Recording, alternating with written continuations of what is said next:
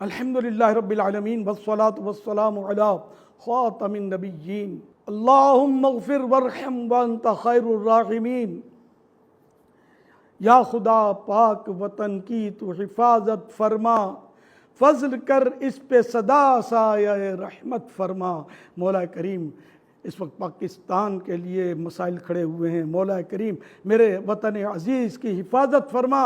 इलाहुल आलमीन वतन अज़ीज़ को अंदरूनी बैरूनी साजिशों से महफूज फरमा। इलाहुल आलमीन पाकिस्तान को मजबूती अता फरमा, इस्तेहकाम अता फरमा। इलाहुल आलमीन पाकिस्तान की चारों तरफ से हिफाजत हो। मेरे मौला हमारी पाक फ़ौज पर भी रहमत की नज़र फरमा।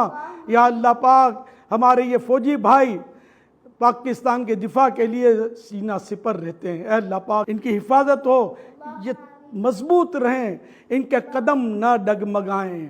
इलाहुल आलमीन मेरे वतन अजीज़ को खूब तरक्की व उरूज नसीब फरमा। अल्लाहुम्मा आमीन बिजाही खातमिन नबिय्यीन सल्लल्लाहु तआला अलैहि व आलिहि वसल्लम। सल्लु अलल हबीब सल्लल्लाहु अला मुहम्मद। मैं तमाम फ़ौजी भाइयों से दरख्वास्त करूँगा कि रोज़ाना कोई वक्त फ़िक्स करके मसलन फ़ज्र की नमाज के बाद 11 मरतबा पढ़िए नस्रुम मिनल्लाहि व फ़तहुन क़रीब।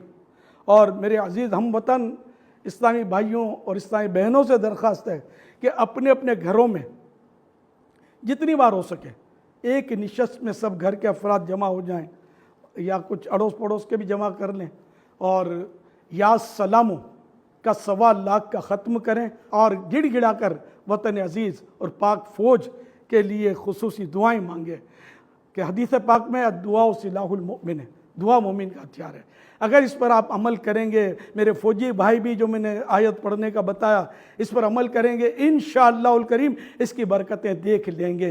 पाकिस्तान का मतलब क्या? कौन हमारे रहनुमा? पाकिस्तान पाकिस्तान पाकिस्तान।